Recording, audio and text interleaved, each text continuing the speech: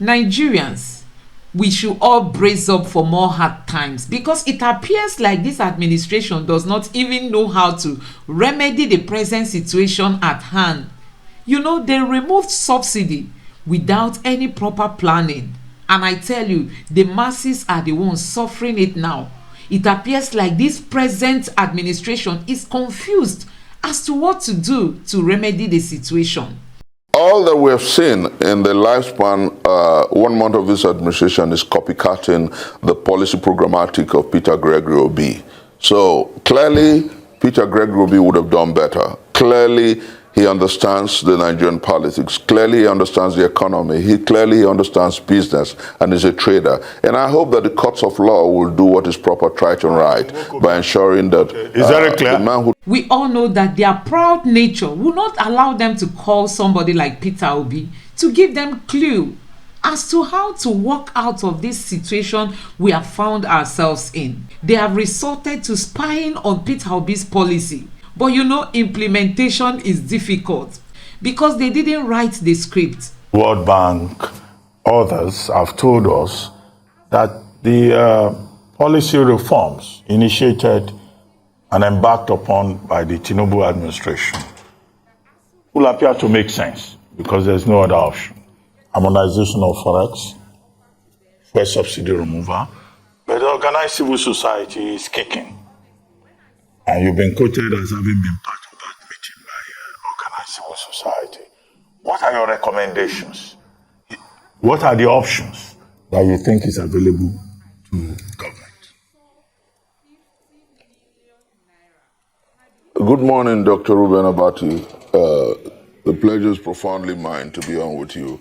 Let me say clearly first that all over the world, the Bretton Woods, the World Bank, the IMF recommendations have always been taken as a second choice. The first choice has always been national interest.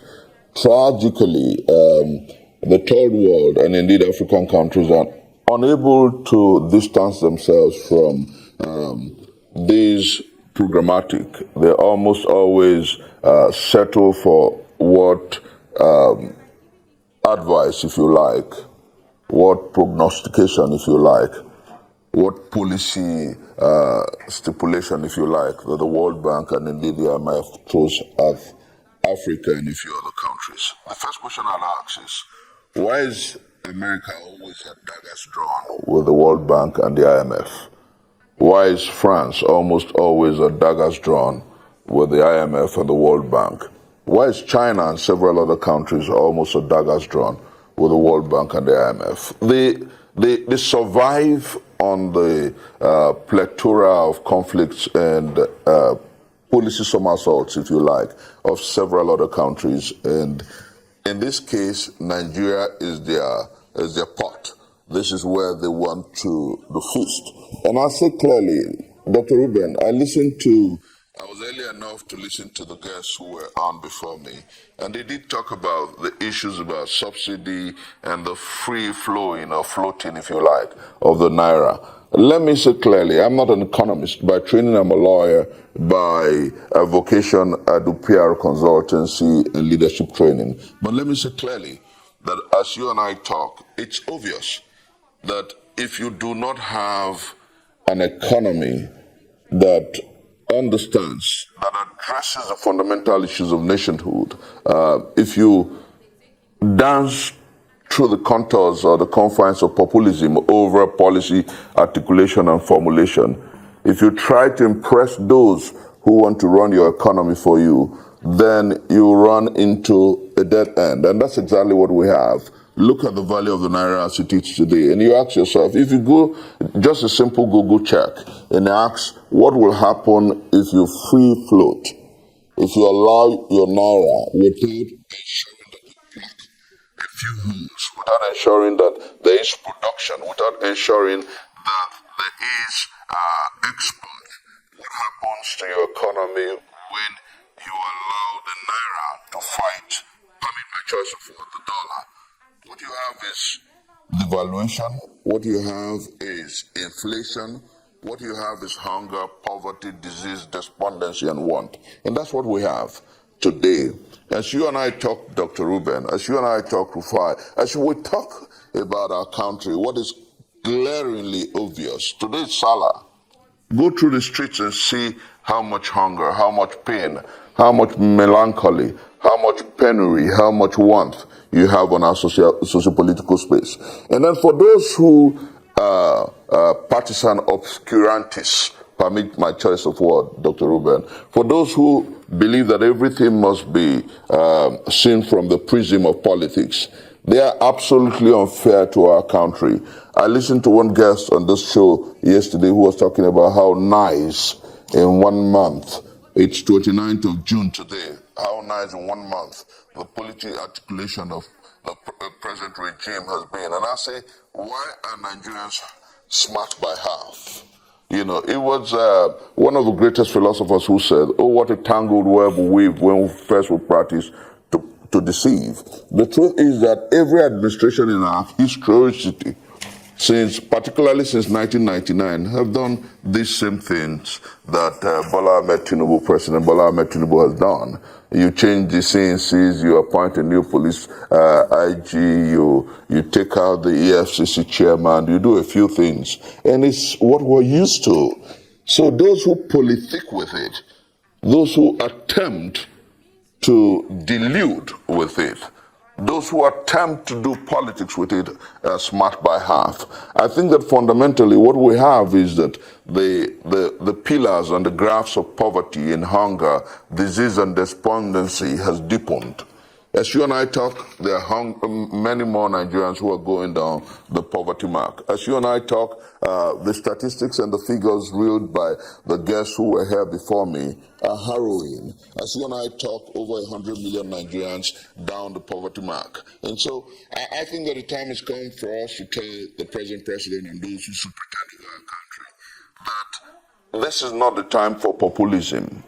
This is not the time to dance the music or the tune played by the IMF, the World Bank, and indeed the Bretton Woods associations, organizations. This is the time to put Nigeria first. And that's the position of the civil society. That's the position of the Action Committee, and that's the position of the Country First movement that I represent. The time has come to think about how we'll fix our country and make leadership responsible and responsive to our people. Hi, Professor Nwokobia. So, despite your misgivings about the policies and its an obvious effect on Nigerians, it's already been done. It's been implemented currently. So, we want to look forward.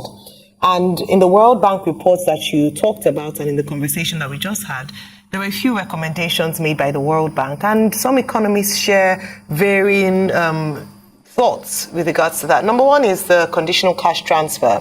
I'd like to get your take on that with regards to the immediate alleviation of the impact of the fuel subsidy removal. Do you think we should have the conditional cash transfers, and how should this be implemented? Professor Waleke talked about going through the local governments. Do you think that's not in conditional cash transfers, but to develop projects or to develop the areas and build infrastructure? What's your take on this? How can we move forward? How can we ensure that the hardest hit do not feel the impact of these policies? Ayo, smart question. And let me say this with all sense of respect, that for 8 years, the Buhari administration told us about conditional cash transfers. Nobody has called anybody to book for not ensuring that that policy was effective, efficient, and effectual. For 8 years, we were told about, and you saw optics and pictures of people being given money in marketplaces and in public places, and you ask yourself, how effective has this been? I want to say with every sense of respect and decorum and decency, and perhaps commitment to the cause for a new Nigeria, that those who preach that programmatic have been unfair to the Nigerian people. With inflation on a double digit, how would 5,000, 10,000 affect our country? Would our roads decrepit, our facilities comatose, and things checkered? How will it affect our economy? How will it get the really poor out of poverty? And who has done the statistics who has found out those who are truly, truly poor and where they are. And then do you know, and let me surprise you, that if you were to look through the bank statistics, those who have bank accounts in our country are by far fewer. There are less than 30% of Nigerians who have. So many of us who have bank accounts have 4, 5, 6, and some 10 accounts. And so you ask yourself, the really poor, do they have bank accounts? Thank God for a few other money agencies that have emerged, like OPay, MoneyPoint, and several other. You ask yourself, beyond them, do the really, really poor have bank accounts? And who assesses them? Who reaches out to them? You know, the tragedy of our country is that there's so much of falsehood, so much of deceit, so much of corruption that the political operators, pardon my choice of words, political, you know, they come with all kinds of tricks and they tell you, oh, this is what will work, this is how it will work, we're given so much money to so and so and person. You know, the truth is that they really never give. I want to remind you and take you back a few months ago when there was a policy that they said was supposed to take out about some hundreds of thousands or millions of Nigerians from poverty.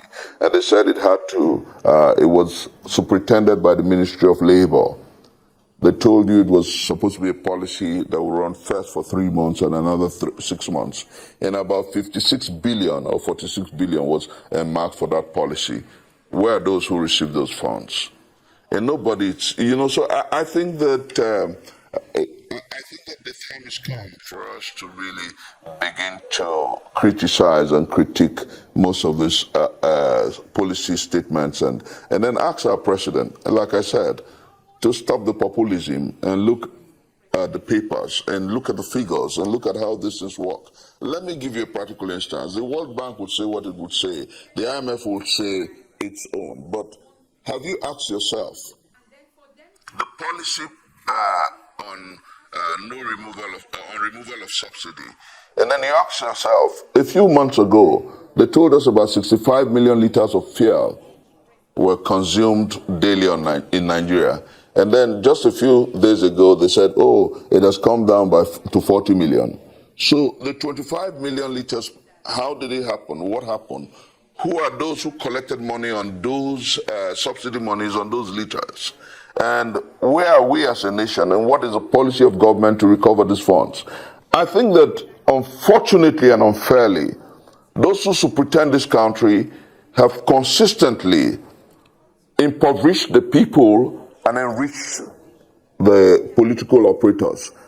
Unfortunately, albeit consistently, they have subsidized the lives of the rich and the noble rich and avoided making better the lives of the Nigerian people. And I want to say, very importantly, Dr. Ruben, very importantly, Ayo, that we're at that point in our historicity where we must tell those who superintend over this country that the office of a citizen of the Federal Republic of Nigeria is the number one office, not the office of the president. The citizens come first. The president comes second. The Senate president, the vice president and Senate president come after them. You know, the time has come for us to put a primacy on how leadership addresses the challenge of the masses of our country. Save and except that is done, our search for the new republic, our search for responsible and responsive leadership, our search for a country that works will be like the wait for Godot. Well, let me ask you, beyond activism, let's focus on recommendations, options, and in two regards. One, organized labor has asked for minimum wage to go up to 200,000 naira.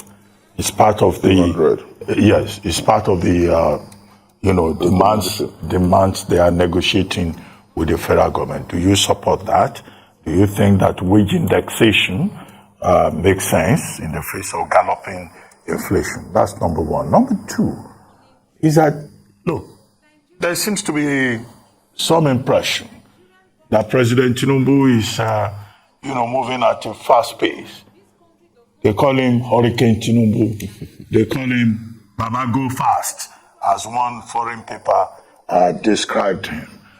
What's your general assessment of momentum, style, pace, that we have seen in the last 1 month? Those two quick issues. Dr. Ruben, let me say clearly, very importantly, that regarding the pace of Mr. President, I totally disagree with those who are saying that he's moving so fast, because we've seen since 1999 several administrations, and some moved faster than this.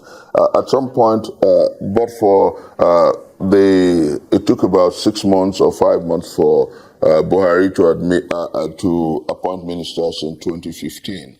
He was moving at quite a supersonic pace that Nigerians said, oh, the body language of the president could do so much. He has changed service chiefs.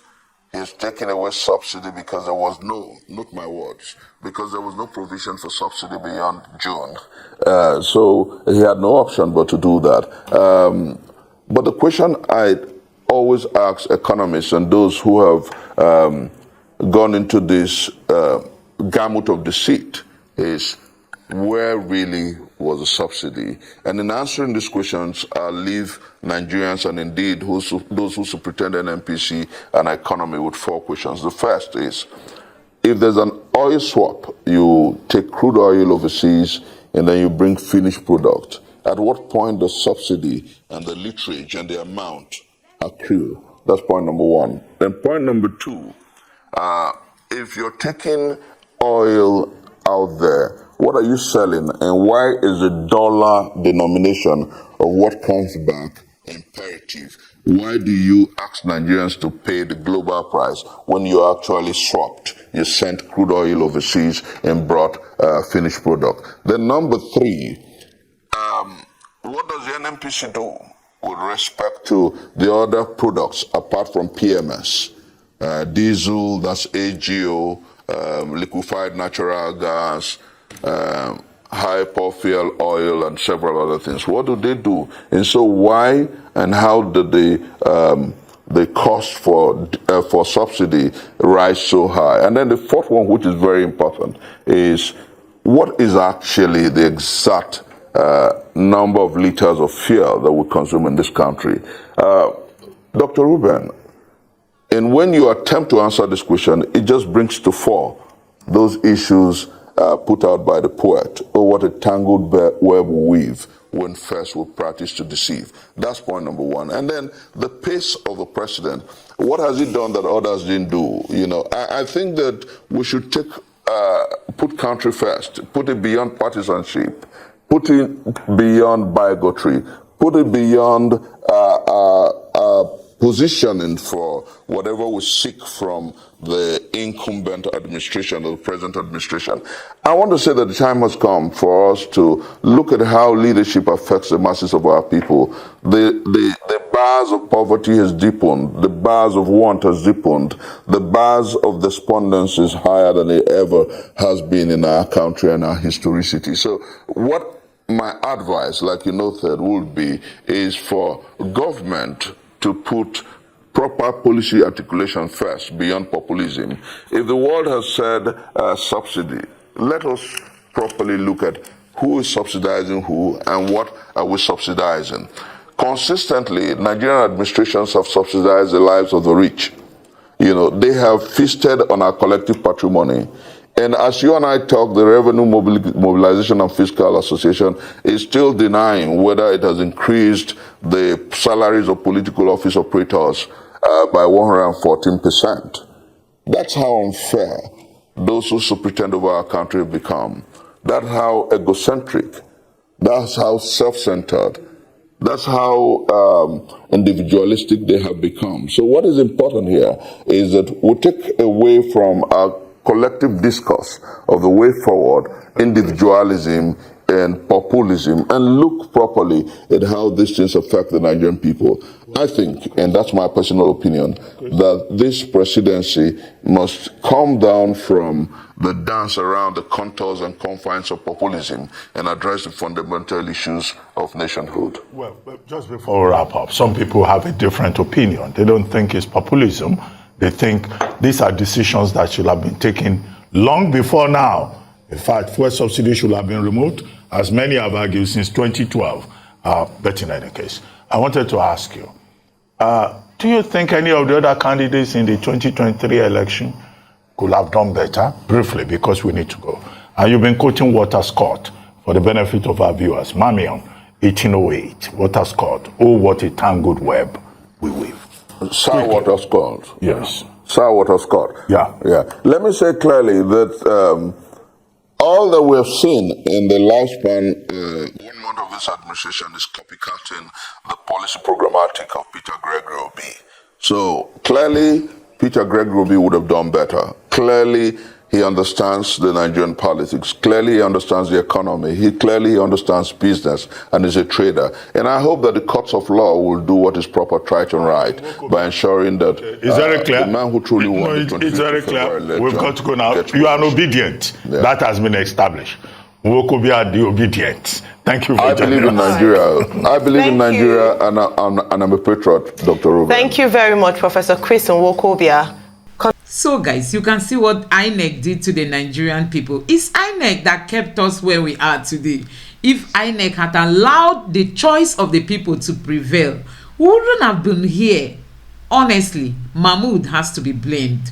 Let me know what you think in the comment section below. Please subscribe and turn on the notification bell. Thank you.